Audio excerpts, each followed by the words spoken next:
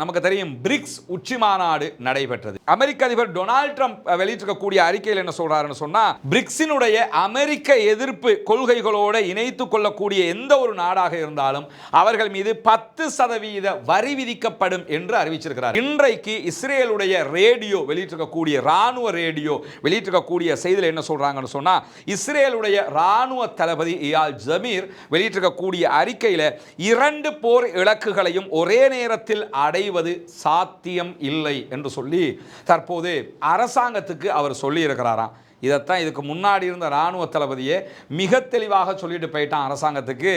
நம்ம 2 இலக்குகளையும் அடைய முடியாது. ஒன்றோ சண்டை, இல்லை என்றால் சமாதானம். ஒன்றோ காசாவை அழிக்கிறது, அங்கே இருக்கக்கூடிய நம்முடைய பணைய கைதி செத்து மடியட்டும் என்று சொல்லிட்டு அடிக்கணும். இல்லைன்னு சொன்னால் சமாதானத்தில் அங்கே இருக்க பணைய கைதிகளை நம்ம மீட்டுக்கிட்டு வரணும். அஸ்ஸலாமு அலைக்கும் வரஹ்மத்துல்லாஹி வபரகாத்துஹு. அன்பிற்கினிய சகோதர சகோதரிகளே, நம் அனைவர் மீதும் ஏக இறைவனுடைய அமைதியும் கருணையும் உண்டாகட்டுமாக என்கிற உயரிய பிரார்த்தனைகளோடு பாலஸ்தீனத்தினுடைய காசா பகுதிகளில் இஸ்ரேலிய ஆக்கிரமிப்பு இராணுவம் தாக்குதல்களை ஆரம்பித்து இன்றோடு 640வது நாட்கள் கடந்து கொண்டிருக்கக்கூடிய நிலையில் காசாவினுடைய தாக்குதல்கள் ஆரம்பிக்கப்பட்ட அதே நேரத்தில் தான் பாலஸ்தீனத்தினுடைய மற்றொரு பகுதியாக இருக்கக்கூடிய மேற்கு கரை வெஸ்ட் பேங்க் பகுதிகள் இஸ்ரேலிய ஆக்கிரமிப்பு இராணுவமும் செட்லர்ஸ் என்று சொல்லக்கூடிய குடியேறிகளும் பாலஸ்தீன மண்ணை அநியாயமாக அபகரிக்கக்கூடிய யூதர்களும் தாக்குதல்களை ஆரம்பித்திருந்தார்கள். தொடர்ச்சியாக காசாவில் மக்கள் கொன்று குவிக்கப்படுகிற அதே நேரம் வெஸ்ட் பேங்க் பகுதிகளிலையும் மக்கள் கொல்லப்பட்டது மட்டுமல்லாமல் அங்கிருக்கக்கூடிய ஆயிரக்கணக்கான மக்கள் இஸ்ரேலிய ஆக்கிரமிப்பு இராணுவத்தினால் கைது செய்யப்பட்டு கொண்டிருக்கிறார்கள். இதுவரைக்கும் 15,000க்கும் மேற்பட்டவர்கள் இஸ்ரேலிய சிறைகளில் இந்த யுத்தம் நடைபெற்ற 640 நாட்களுக்குள்ளாக வாடிக்கொண்டிருக்கக்கூடிய நிலையில் இன்றைக்கு வெளியாக இருக்கக்கூடிய தகவல்கள் பிரகாரம் சுமார் 11,240 தாக்குதல்களை மேற்கு கரையில் மாத்திரம் இஸ்ரேலிய ஆக்கிரமிப்பு இராணுவம் நடத்தி இருக்கிறது என்பதுதான் ஆச்சரியமான பேருண்மையாக இருக்கிறது. 11,280 தாக்குதல்கள் என்பது கற்பனைக்கு எட்டாத தாக்குதல்களாக இருக்கிறது. இந்த வெஸ்ட் பேங்க்ங்கிறது மஹ்மூத் அப்பாஸ் உடைய கட்டுப்பாட்டிலும் இஸ்ரேலுடைய கட்டுப்பாட்டிலும் இருக்கக்கூடிய பகுதி. மஹ்மூத் அப்பாஸ் பாலஸ்தீனத்தினுடைய அதிபர் நான் தான் என்று பீற்றிக் கொண்டிருக்கக்கூடிய நிலையில தான் 11,280 இடங்களில் தாக்குதல்களை 640 நாட்களுக்குள்ளாக இஸ்ரேல் நடத்தி இருக்கிறது. இப்படி இருக்கும்போது இவர்கள் ஆட்சியில் இருந்தால் என்ன, இல்லாவிட்டால் என்ன என்கிற கேள்விதான் எழுகிறது. ஏன்னா மக்களுக்கு என்ன பாதுகாப்பு இருக்கிறது என்கிற கேள்வி இருக்கிறதா இல்லையா? இந்த நிலையில தான் கடந்த 24 மணி நேரங்களுக்குள்ளாக 105 அப்பாவிகள் காசாவிலே கொல்லப்பட்டிருக்கிறார்கள், ஷஹீதாகி இருக்கிறார்கள். 356க்கு மேற்பட்டவர்கள் படுகாயம் அடைந்திருக்கிறார்கள் என்கிற செய்திகள் வெளியாகி இருக்கிறது. அல்லாஹு தாலா அவர்களுடைய பாவங்களை மன்னிக்க வேண்டும் என்று அல்லாஹ்விடத்திலே பிரார்த்திக்கிற அதே நேரம் மரணித்தவர்களுக்கு ஷஹீதுடைய அந்தஸ்தை அல்லாஹு தாலா வழங்க வேண்டும் என்றும் அல்லாஹ்விடத்திலே கையேந்த மறந்து விடாதீர்கள். அவர்கள் இணை வைக்காத பட்சத்தில், அல்லாஹுவை மாத்திரம் வணங்கி வழிபட்டிருக்கும் பட்சத்தில் கண்டிப்பாக அவர்கள் ஷஹீதுக்குரிய அந்தஸ்தை பெறுவார்கள் என்பதை நம்ம நபிமொழிகளில் இருந்து புரிந்து கொள்ள முடிகிறது. அதே நேரம் பாலஸ்தீன அப்பாவிகளுக்காக தொடர்ந்தும் பிரார்த்தனை செய்யுங்கள். பாலஸ்தீனத்திற்கான WHO பிரிவு, வேர்ல்டு ஹெல்த் ஆர்கனைசேஷனுடைய பிரிவு வெளியிட்டிருக்கக்கூடிய தகவலின் பிரகாரம் ஒரு நாளைக்கு சராசரியாக 90 பேர் காசாவிலே கொல்லப்படுகிறார்கள் என்கிற நிலையில் நேற்றைய 24 மணி நேரங்களுக்குள்ளாக இன்று வரைக்கும் 105 அப்பாவிகள் கொல்லப்பட்டிருக்கிறார்கள் என்பது ஜீரணிக்க முடியாத மாபெரும் கவலையான ஒரு நிலையாக மாறியிருக்கிற அதே நேரத்தில் காசாவுக்குள்ள உடனடியாக 10,000 யூனிட் இரத்தங்கள் தேவை என்கிற அறிவிப்பை இன்றைக்கு பாலஸ்தீனத்தினுடைய சுகாதார அமைச்சகம் வெளியிட்டிருக்கிறது. ஒரு 4-5 நாட்களுக்கு முன்பதாக 3,000 யூனிட் தேவை என்கிற ஒரு அறிவிப்பு வெளியாக இருந்த நிலையில் 10,000 யூனிட் இரத்தம் அளவுக்கு தேவை என்கிற கோரிக்கையை தற்போது காசாவினுடைய சுகாதார அமைச்சகம் வெளியிட்டிருக்கிறது. ஜோர்டான் வழியாக 3,000 யூனிட் அளவுக்குத்தான் இரத்தம் கிடைத்திருப்பதான செய்திகள் வெளியாகி இருக்கிற போதுதான் தற்போது மேலும் 7,000 யூனிட்டுகள் தேவைப்படுகிறது என்கிற அறிவிப்பு வெளியாகி இருக்கிறது. முழு இரத்தத்தையும் தங்களுடைய மண்ணுக்காக சிந்திக் கொண்டிருக்கக்கூடிய பாலஸ்தீன அப்பாவிகள் இரத்தமின்றி தவித்துக் கொண்டிருக்கிறார்கள். இரத்த தான முகாம்களை கூட காசாவுக்குள் நடத்த முடியாத ஒரு நிலை இருக்கக்கூடிய சூழல்ல காசா மக்களுக்கான இரத்த தானங்களை கோரிக்கொண்டிருக்கிறது காசாவினுடைய சுகாதார பிரிவு என்கிற செய்திகளும் இன்றைக்கு வெளியாகி இருக்கிற அதே நேரம் இன்றைக்கு வெளியாகி இருக்கக்கூடிய இன்னும் ஒரு வருத்தத்துக்குரிய தாங்க முடியாத கவலையான ஒரு செய்தி தான் காசாவில் அக்டோபர் 7 2023 இஸ்ரேலிய ஆக்கிரமிப்பு ராணுவம் தாக்குதல்களை ஆரம்பிப்பதற்கு முன்பதாக ஒரு கோதுமை மா பாக்கெட்டினுடைய விலை 25 கிலோகிராம் அமையக்கூடிய ஒரு கோதுமை மா பாக்கெட்டினுடைய விலை எவ்வளவுக்கு இருந்ததோ அதில் இருந்து 3000 மடங்கு அதிகரித்திருப்பதான செய்திகள் வெளியாகி இருக்கிறது. இங்க நீங்க பார்க்கலாம், உணவுகளை எடுப்பதற்காக அலையக்கூடிய மக்களுடைய காட்சிகளை தான் நீங்க பார்க்குறீங்க. இது புதிய புகைப்படம் அல்ல, பழைய புகைப்படம். இருந்தாலும் அந்த மக்கள் ஒரே ஒரு மாவு பேக் கிடைக்காதா என்கிற ஆதங்கத்தில் அலைந்து கொண்டிருக்கிறார்கள். இந்த அளவுக்கு இருக்கக்கூடியது 25 kg இருக்கக்கூடியது. இந்த மாதிரியான ஒரு கோதுமை மாவு பேக் 3000 மடங்கு விலை அதிகரித்திருக்கிறது. ஏன்னா வறுமைன்னா உலகத்தில் யாரும் எதிர்பார்க்காத வறுமையில் அவர்கள் தத்தளித்துக் கொண்டிருக்கிறார்கள். உண்ண உணவில்லாமல், குடிப்பதற்கு தண்ணீர் இல்லாமல், எடுப்பதற்கு மருந்துகள் இல்லாமல் தவித்துக் கொண்டிருக்கிறார்கள் என்கிற நிலையில் இன்றைக்கு காசாவினுடைய சுகாதார அமைச்சகம் மேலதிகமான ஒரு செய்தியை வெளியிட்டிருக்கிறது. காசா பகுதிகளில் பசி இல்லாதவர்கள் என்று ஒருவர் கூட கிடையாது என்பதுதான் அந்த அறிக்கையாக இருக்கிறது. ஒருத்தர் கூட நல்ல நான் தெம்பா இருக்கிறேன், எனக்கு பசி கிடையாது என்று சொல்லுகிற நிலையில இல்லை. உணவு பற்றாக்குறை காரணமாக சிலர் சில நேரங்களில் புட்களையும் இலைகளையும் சாப்பிட வேண்டிய நிர்பந்தத்தில் இருக்கிறார்கள். சிலர் மண்ணை கூட சாப்பிடுகிறார்கள். சாப்பிட வழியில் நான் மண்ணையா சாப்பிட என்று சொல்லி நம்ம கோபத்தில் சில நேரம் பேசுகிற வார்த்தைகள் உண்டு. காசாவினுடைய அப்பாவிகள் மண்ணையே சாப்பிடுகிறார்கள் என்பதுதான் ஜீரணிக்க முடியலாத அவ்வளவு ஒரு மனவர்த்தமான ஒரு செய்தியாக அது மாறி இருக்கிறது என்பதை நம்ம புரிந்து கொள்ளுகிற அதே நேரம் இன்னும் பல செய்திகள் இன்றைக்கு காசா தொடர்பாக வெளியாகி இருக்கிறது. குறிப்பாக நமக்கு தெரியும், இஸ்ரேலிய ஆக்கிரமிப்பு ராணுவம் கடந்த கிட்டத்தட்ட 2 வருடங்களாக இந்த யுத்தத்தை நடத்தி கொண்டு வருகிறது. ஆனால் ஒரு சிறிய பகுதிக்குள் அவர்கள் எந்த வெற்றிகளையும் அடையவில்லை. முதல் நாள் அக்டோபர் 8 அவர்கள் காசாவுக்குள் நுழையும் போது, நாங்கள் காசாவை கைப்பற்றுவோம், பாலஸ்தீன விடுதலை போராட்ட அமைப்புகளை தோற்கடிப்போம், எங்களுடைய பணைய கைதிகளை மீட்டுக் கொண்டு வருவோம், பாலஸ்தீனத்திற்குள் புதிய ஆட்சியை உண்டாக்குவோம் என்கிற இந்த 4 விவகாரங்களை வெற்றி காணுவோம் என்று சொல்லியிருந்தார்கள். சுருக்கமாக சொல்ல போனால் 2 வெற்றிகள். 1, எங்களுடைய பணைய கைதிகளை மீட்டுக் கொண்டு வருவோம். 2, பாலஸ்தீன விடுதலை அமைப்பை தோற்கடிப்போம் என்பதுதான் அவர்களுடைய மிகப்பெரிய அஜெண்டாவாக இருந்தது. இதில் எதையுமே அவர்கள் இதுவரைக்கும் அடையாத நிலையில் இன்றைக்கு இஸ்ரேலுடைய ரேடியோ வெளியிட்டிருக்கக்கூடிய ராணுவ ரேடியோ வெளியிட்டிருக்கக்கூடிய செய்தியில் என்ன சொல்றாங்கன்னு சொன்னா, இஸ்ரேலுடைய ராணுவ தளபதி இயால் ஜமீர் வெளியிட்டிருக்கக்கூடிய அறிக்கையில் 2 போர் இலக்குகளையும் ஒரே நேரத்தில் அடைவது சாத்தியம் இல்லை என்று சொல்லி தற்போது அரசாங்கத்துக்கு அவர் சொல்லி இருக்கிறாராம். இதைத்தான் இதுக்கு முன்னாடி இருந்த இராணுவ தளபதியே மிக தெளிவாக சொல்லிட்டு போயிட்டான் அரசாங்கத்துக்கு. நம்ம 2 இலக்குகளையும் அடைய முடியாது. ஒன்றோ சண்டை, இல்லை என்றால் சமாதானம். ஒன்றோ காசாவை அழிக்கிறது, அங்கே இருக்கக்கூடிய நம்முடைய பணைய கைதி செத்து மடியட்டும் என்று சொல்லிட்டு அடிக்கணும்.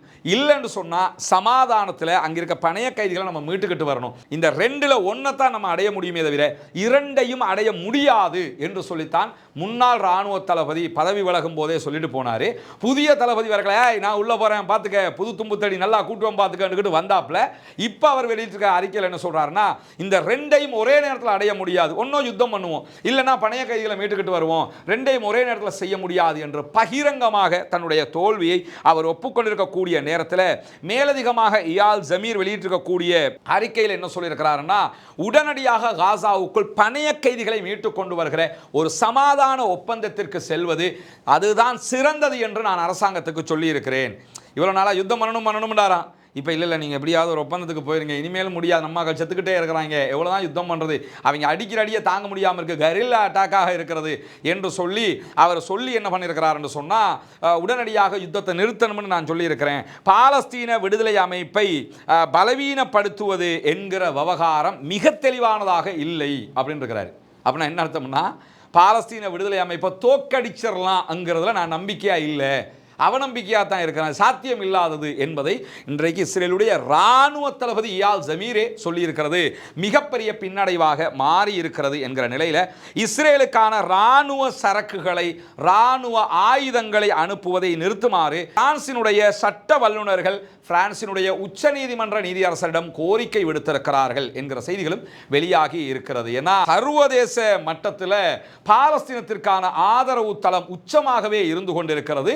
அதில் அதில் இஸ்ரேல் தன்னுடைய ஊடக உத்திகளை பயன்படுத்தி எப்படியாவது காசாவை டவுன் பண்ணி நாங்கள் தான் பாவம், எங்களை சேஃப்டிக்காகத்தான் நாங்கள் அட்டாக் பண்ணுறோங்கிற செய்தியெல்லாம் கொண்டு போனாங்க. எதுவுமே எடுபடவில்லை என்பது இன்றைக்கு உலகம் தெரிந்து கொண்ட நிலையில தான் இப்படியான கோரிக்கைகளை பிரான்சே முன்வைக்கக்கூடிய ஒரு நிலை வந்திருக்கும் போது இன்றைக்கும் 137 குடியேறிகள் செட்லர்ஸ் என்று சொல்லக்கூடியவர்கள் பாலஸ்தீனத்தினுடைய புனிதமிக்க மஸ்ஜிதுல் அக்ஸா வளாகத்துக்குள் நுழைந்து மஸ்ஜிதுல் அக்ஸாவில் தாக்குதல்களை நடத்தி இருக்கிறார்கள். அவர்களுடைய தல்முதிக் என்கிற யூத வழிபாட்டையும் செய்திருக்கிறார்கள் பள்ளிவாசலுக்குள் என்கிற செய்திகள் வெளியாகி இருக்கு. இந்த யுத்த காலத்துக்குள்ள எடுத்துக்கிட்டீங்கன்னா 1000 தடவைக்கு மேல இந்த அநியாயத்தை அவங்க பண்ணிக்கிட்டு இருக்கிறாங்க. சில சகோதரர்கள் என்னன்னா 400 நாட்களுக்கு பிறகு மஸ்ஜிதுல் அக்ஸாவில் தொழுகை நடக்கிறது என்றெல்லாம் பரப்புறாங்க. மஸ்ஜிதுல் அக்ஸாவில் தொழுகை எல்லாம் நிக்கல, தொழுகை நடந்துகிட்டு தான் இருக்கிறது. இவங்களும் உள்ள புகுந்து இந்த அட்டகாசத்தை பண்ணினாலும் தொலைப்போகிறவங்களை இஸ்ரேலி ஆக்கிரமிப்பு ராணுவம் சுடுகிறது, தடுக்கிறது, தடிகளால் அடிக்கிறது, கண்ணீர் புகை தாக்குதல்களை நடத்துகிறது. அதையும் மீறி பாலஸ்தீனத்தினுடைய இளைஞர்கள் மஸ்ஜிதுல் அக்ஸாவுக்கு தொழுவதற்கு செல்வதை நிறுத்தவில்லை. ஒரே நேரத்தில் எத்தனை போராட்டத்தை அவங்க பண்ணிக்கிட்டு இருக்கிறாங்கிறதையும் நம்ம புரிந்து கொள்ளுகிற அதே நேரம் இன்றைக்கு பாலஸ்தீன விடுதலை அமைப்பினுடைய துணை ராணுவ குழு வெளியிட்டிருக்கக்கூடிய அறிக்கையில் இஸ்ரேலி ஆக்கிரமிப்பு ராணுவத்தினுடைய 2 வாகனங்களை நாங்கள் காசாவுக்குள் அளித்திருக்கிறோம் என்கிற செய்திகளை சொல்லியிருக்கிறாங்க. டேங்க் எதிர்ப்பு ஏவுகணை யாசின் 105 மூலமாகத்தான் இந்த அட்டாக் நடைபெற்றிருப்பதாக இன்றைக்கு அவர்கள் அறிவித்திருக்கிறார்கள். 2 வெஹிக்கிள் எத்தனை பேர் செத்து போனாங்கிறது வெளிப்படையாக தெரியவில்லை. ஆனால் 2 வெஹிக்கிள் அழிச்சிருக்கிறோம்ங்கிறாங்க. இது அந்த டேங்க் கிடையாது, மெர்காவா கிடையாது, அவர்களுடைய ராணுவ வெஹிக்கிளாக இருக்கிறது. குறைந்தது 2 பேராவது செத்து போய், டிரைவர் 2 பேராவது போயிருப்பான்ல, அந்த மாதிரி எடுத்துக்கிட்டா கூட 2 பேர் செத்து போயிருப்பான். ஆனால் எத்தனை பேர் கரெக்டாக செத்து போனாங்கிற தகவல்கள் வெளியாகாத நேரத்தில் இன்றைக்கு வெளியாகி இருக்கக்கூடிய இன்னும் ஒரு முக்கியமான செய்தி என்னவென்று சொன்னால், நமக்கு தெரியும் பாலஸ்தீனத்திற்கு ஆதரவாக யமன்ல இருக்கக்கூடிய ஹவுத்திகளுடைய படைப்பிரிவு தொடர்ந்து தாக்குதல்களை நடத்தி வருகிறது.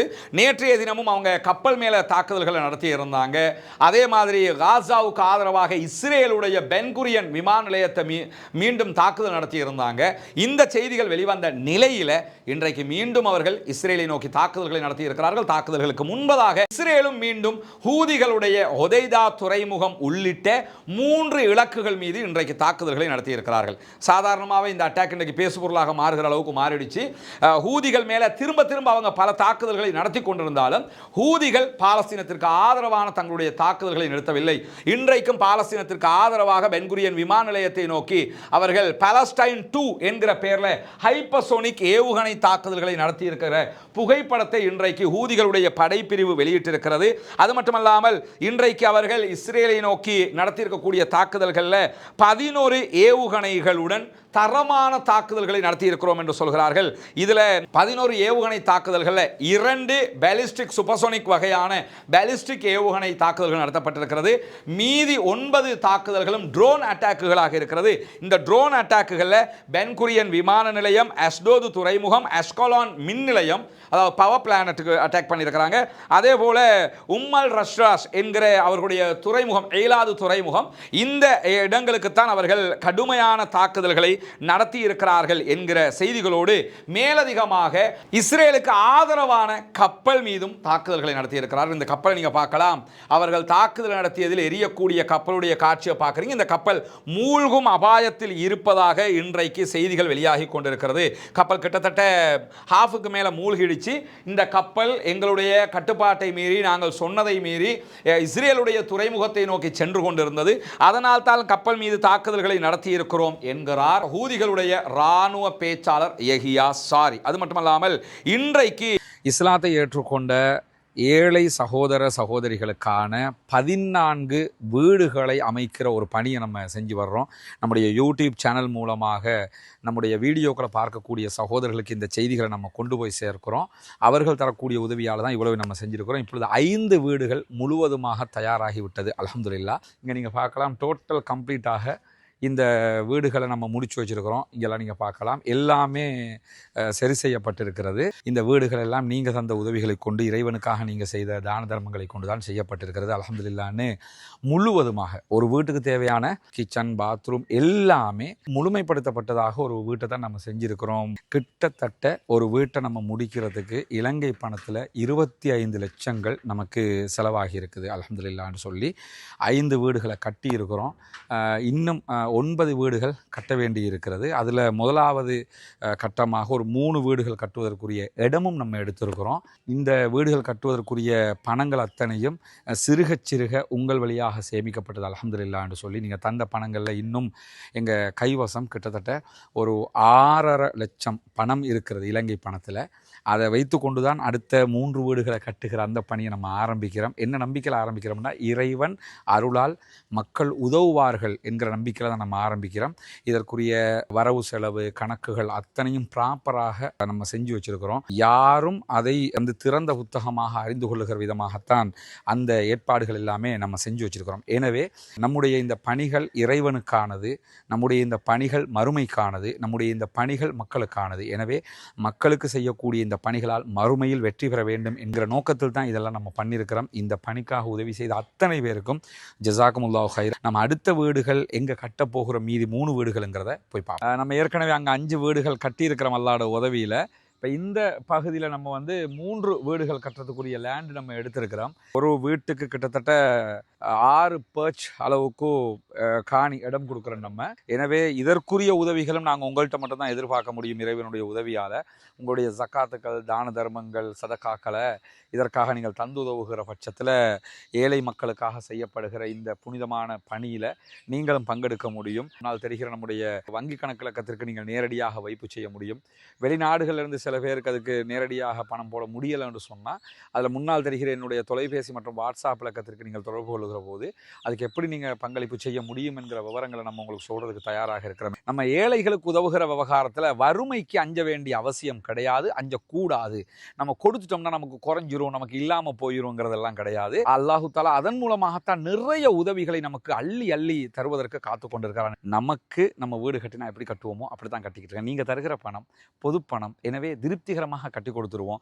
ஏன்னா நாளைக்கு அவங்க எனக்கு அது இல்லாமல் போயிடுச்சு, இது குறையாயிடுச்சு என்று சொல்லி அதுக்கு இன்னொருவரை நாடுகிறதை விட எடுத்து அவங்களுக்கு முழுமையாக அது கிடைச்சிட போகுது.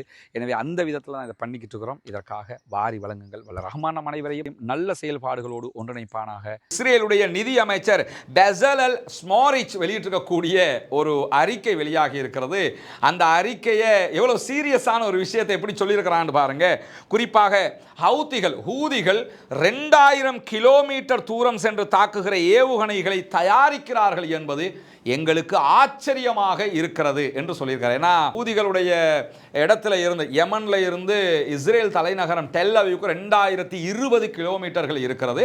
அதே மாதிரி தான் இஸ்ரேலுக்கு ஈரானுக்கும் இடையிலான தூரமும் இருக்கிறது. இப்படி இருக்கிற போது ஈரான் இஸ்ரேல் மேலே தாக்குதல் நடத்துறதுங்கிறது யதார்த்தம். ஆனால் ஹூதிகளுடைய கட்டுப்பாட்டுக்குள்ளே இருந்து இப்படியான தாக்குதல் நடத்துவது ஆச்சரியமாக இருக்குன்னு சொல்றவர் என்ன சொல்றாருன்னு சொன்னா, எங்களுக்கு எதிராக 2000 கிலோமீட்டர் தூரம் சென்று தாக்குகிற ஏவுகணைகளை மிகப்பெரிய நிலத்தடி பதுங்குகுழிகளில் தயாரிச்சுக்கிட்டு இருக்கிறாங்கிறதா எங்களுக்கு ஆச்சரியமா இருக்குது. அதான் இங்க உள்ள பிளஸ்ஸே ஹூதிகளுக்கு என்னன்னு சொன்னா, அவங்க எந்த இடத்துல இந்த பாலிஸ்டிக் ஏவுகணை தொழில்நுட்பத்தை வச்சிருக்கிறாங்க, அவங்களுடைய கம்பெனிஸ் எங்கே இருக்குது, எங்கே அந்த தொழிற்சாலை இருக்குது, எங்கே தயாரிக்கிறாங்கிறது அமெரிக்காவுக்கும் தெரியல, இஸ்ரேலுக்கும் தெரியல. எல்லாமே அண்டர் கிரவுண்ட். ஈரான்லையும் அவங்க எங்கே செய்கிறாங்கன்றது தெரியல, ஹூதிகளும் எங்கே செய்கிறாங்கன்னு தெரியல. முழுவதும் அண்டர் கிரவுண்டில் பூமி கடியில் தான் பண்ணிக்கிட்டு இருக்கிறாங்க. அது எங்களுக்கு ஆச்சரியமாக இருக்கிறது என்று சொல்லி இன்றைக்கு இஸ்ரேலுடைய நிதி அமைச்சரே வெக்கங்கெட்டு போய் சொல்லியிருக்கக்கூடிய காட்சிகளை பார்க்க முடியும். இந்த நிலையில தான் பாலிஸ்டிக் ஏவுகணைகள் மூலமாக இந்த கப்பல் மீது தாக்குதல் நடத்தப்பட்டு கப்பல் மூழ்கும் நிலையை அடைந்திருக்கிறது என்கிற செய்திகள் வெளியாகி இருப்பதை நம்ம பார்க்க முடிகிறது. இந்த மாதிரியான சூழல்ல நமக்கு தெரியும் பிரிக்ஸ் உச்சி மாநாடு நடைபெற்றது. பிரிக்ஸ் மாநாடுங்கிறது பொருளாதார ஒரு கூட்டணியாக இருக்கிறது. ஒவ்வொரு நாடுகளும் ஒவ்வொரு கூட்டணியை வச்சிருக்கிறாங்க. இந்த பிரிக்ஸை பொறுத்தவரையில் பிரிக்ஸில் நம்முடைய அண்டை நாடாக இருக்கக்கூடிய இந்தியா இருக்கிறாங்க, சவுதி அரேபியா இருக்கிறது, ஈரான் இருக்கிறது, ரஷ்யா இருக்கிறது. இப்படி அதாவது அமெரிக்காவினுடைய அலையன்ஸுக்கு மாற்றமாக இருக்கக்கூடிய ஒரு அலையன்ஸ். இந்த அலையன்ஸில் இருக்கக்கூடிய நாடுகள், சீனா இருக்கிறது, இந்த அலையன்ஸில் இருக்கக்கூடிய நாடுகள் தான் இந்த மாநாட்டை திங்கட்கிழமை இதனுடைய இறுதி மாநாட்டு நிகழ்வுகள் பிரேசில் தலைநகரத்தில் நடைபெற்ற நிலையில் அவங்க தங்களுடைய 17வது மாநாட்டில் ஒரு அறிக்கையை வெளியிட்டிருக்கிறாங்க. அந்த அறிக்கையில் காசா மீதான மிலேச்சத்தனமான இன அழிப்பு போரை இஸ்ரேல் நிறுத்த வேண்டும் என்று அவர்கள் அறிவிப்பு வெளியிட்டிருக்கிறார்கள். அது ஒரு போல்டான ஒரு அறிவிப்பும் கூட. அந்த அறிவிப்பை அவர்கள் விடுத்திருக்கிறார்கள். அதோட சேர்த்து அதை வெளியிடுறது அமெரிக்காவுக்கு எந்த பிரச்சனையும் இல்லை, அது சும்மா இருந்துருவாங்க. ஆனால் அதோட சேர்த்து என்ன பண்ணியிருக்கிறாங்கன்னு கேட்டால் ஈரான் மீதான தாக்குதல்களையும் தாங்கள் வன்மையாக கண்டிப்பதாக சொல்லியிருக்காங்க. ஏன்னா பிரிக்ஸ் கூட்டமைப்பில் ஈரான் இருக்கிறாங்க. ஈரான் மீதான தாக்குதலையும் நாங்கள் கண்டிக்கிறோம் என்று சொல்லி இருக்கிறார்கள். இதை சொன்னதோட ஈரான் மீதான தாக்குதல் யாருடைய காலத்தில் யாருடைய தலைமையில் நடைபெற்றதுன்னு சொன்னால் அமெரிக்க அதிபர் டொனால்ட் ட்ரம்ப் இப்போ இருக்கிறாரு, அவருடைய அனுமதியோடு தான் நடைபெற்றது. அவங்களும் உள்ள இன்டர்ஃபியர் ஆகி தாக்குதல் நடத்தினதெல்லாம் நமக்கு தெரியும். அந்த 12 நாள் வாருக்குள்ள அப்படி இருக்கிற சூழல்ல தான் இந்த அறிவிப்பு வெளியே வந்ததோட அமெரிக்க அதிபர் டொனால்ட் ட்ரம்ப் வெளியிட்டிருக்கக்கூடிய அறிக்கையில் என்ன சொல்றாருன்னு சொன்னா, பிரிக்ஸினுடைய அமெரிக்க எதிர்ப்பு கொள்கைகளோடு இணைத்துக் கொள்ளக்கூடிய எந்த ஒரு நாடாக இருந்தாலும் அவர்கள் மீது 10% வரி விதிக்கப்படும் என்று அறிவிச்சிருக்கிறார். அமெரிக்காவுக்கு நீங்க ஏற்றுமதி செய்கிற எந்த பொருளாக இருந்தாலும் உங்களுக்கு 10% வரி விதிப்போம் என்று சொல்லியிருக்கிறாங்க. இந்த வரி விதிப்பு என்பது ஒரு பொருளாதார மிரட்டலாக இருக்கிறது. சைனா இதை கண்டிச்சிருக்கிறாங்க. இந்தியா சம்பந்தமாக எந்த செய்திகளையும் இன்னும் சொல்லல. ஆனா பிரேசிலுடைய அதிபர் அவர் ஒரு போல்டான ஒரு ஆள். ஏன்னா பாலஸ்தீனத்துக்கு ஆதரவாக தெளிவாக நிற்பாரு, இஸ்ரேலுக்கு எதிராக இருப்பார். இஸ்ரேலுடைய தூதுவரை உடனே கடாசி வெளியே அனுப்பிவிட்டார், போடான்னு சொல்லி அனுப்பிட்டாரு. அவர் இன்றைக்கு என்ன சொல்றாருன்னு சொன்னா, இந்த மாதிரி ஒரு வேலையை செஞ்சீங்கன்னு சொன்னா பிரேசிலுக்கு 10% வரி விதிக்கிறேன்னு விதிச்சிங்கன்னு சொன்னா கத்தி எடுத்து நீங்களே உங்களை குத்திக்கிறதுக்கு சமானமானது. ஏன்னா எங்களுக்கு எந்த நஷ்டமும் கிடையாது, நாங்கள் ஏற்றுமதியை நிறுத்தி போட்டு வேற வழியை நாங்கள் பார்த்துக்கிட்டு இருப்போம். உங்களுக்கு எங்கள்கிட்ட இருந்து வரக்கூடிய அரிதான பொருட்கள் வராமல் போய்விடும், அது உங்களுக்கு தான் இழப்பாக இருக்கும் என்று அவர் இன்றைக்கு சொல்லியிருக்கக்கூடிய நேரத்தில் இந்த பிரிக்ஸினுடைய மாநாட்டில் நடைபெற்றிருக்கக்கூடிய சில முக்கியமான செய்திகள் இருக்கிறது. அது ஒரு தனி வீடியோவாக நம்ம போடுவோம், அப்ப நீங்க மேலதிகமாக பார்த்துக் கொள்ள முடியுமாக இருக்கிற. அதே நேரம் பிரிக்ஸ் கூட்டணியில் இருக்கக்கூடிய ஈரானுடைய அதிபர் மசூத் பெசக்ஷியன் அவர்கள் பேசியிருக்கக்கூடிய ஒரு காட்சி வெளியாக இருக்கிற. அதில் அவர் என்ன சொல்றாருன்னு சொன்னா, அமெரிக்காவினுடைய முதலீட்டாளர்கள் கூட எதிர்காலத்திலே ஈரானில் வந்து முதலீடு செய்ய முடியும், அதற்கு எங்களுடைய அதிஉச்ச தலைவர் ஆயத்துல்லா அலி ஹாமனி விருப்பம் தெரிவித்திருக்கிறார், எங்களுடைய பேச்சுவார்த்தைகளில் அதை அவர் வெளிப்படுத்தினார் என்கிற ஒரு செய்தியை அவர் சொல்லியிருக்கிறார். பொதுவாக அமெரிக்காவினுடைய எந்த முதலீட்டாளர்களும் ஈரானில் எந்த கம்பெனிஸையும் வச்சுக்கிறதுக்கு அனுமதி கிடையாது. இதுவரைக்கும் அவங்க அப்படி கொடுக்கல. அமெரிக்காவுடைய எந்த ஒரு செயல்பாட்டுக்கும் அனுமதி கொடுக்காத நிலையில் தற்போது ஈரானுடைய அதிஉச்ச தலைவர் விடுத்திருக்கக்கூடிய அறிக்கையை ஈரானுடைய ஜனாதிபதி வெளிப்படுத்தி இருக்கிறார். தாராளமாக முதலீட்டாளர்கள் வர முடியும், ஆனால் பிசினஸ் மட்டும்தான் பண்ணணும், அங்கே வந்து உளவு பார்க்கிற வேலைகளை செஞ்சால் நாங்கள் தொலைச்சு விடுவோங்கிறதையும் சேர்த்து என்ன பண்ணியிருக்கிறார்னா சொல்லியிருக்கிறார். எனவே பிரிக்ஸ் கூட்டமைப்பில் என்னவெல்லாம் நடந்திருக்கிறது, என்னவெல்லாம் பேசியிருக்கிறார்கள் என்கிற தனியான ஒரு வீடியோ வெளியிடப்படும். அதிலே நீங்கள் அந்த செய்திகளை மேலதிகமாக தெரிந்து கொள்கிறார். அதே நேரம் பாலஸ்தீனத்தினுடைய சமாதான பேச்சுவார்த்தைகள் தற்போதும் தொடர்ந்து நடைபெற்று வருகிறது. அந்த பேச்சுவார்த்தைகளில் அடுத்தடுத்து என்ன நடக்கப் போகிறது என்கிற செய்திகளையும் மேலதிகமாக அப்டேட்டாக உங்களுக்கு தருவதற்கு நாங்கள் தயாராக இருக்கிறோம். பாலஸ்தீனம் வெற்றி பெற வேண்டும், பாலஸ்தீனம் சுதந்திரம் அடைய வேண்டும், பாலஸ்தீன மக்களும் நம்மை போன்ற நிம்மதியானவர்களாக மாற வேண்டும், வாழ வேண்டும் என்கிற உயரிய பிரார்த்தனைகளோடு பாலஸ்தீன அப்பாவிகளுக்காக பிரார்த்திக்கிறார். அதே நேரம் இஸ்ரேல் ஆக்கிரமிப்பு ராணுவத்திற்கு எதிராக தொடர்ந்தும் கொண்டு நாசிலாவை ஓத மறந்து விடாதீர்கள் என்கிற உயரிய கோரிக்கைகளோடும் பாலஸ்தீன மக்களுக்காக ஜனநாயக ரீதியாக குரல் எழுப்புவோமாக. வாஹர் தஅவானா அல்ஹம்துலில்லாஹி ரப்பில் ஆலமீன்.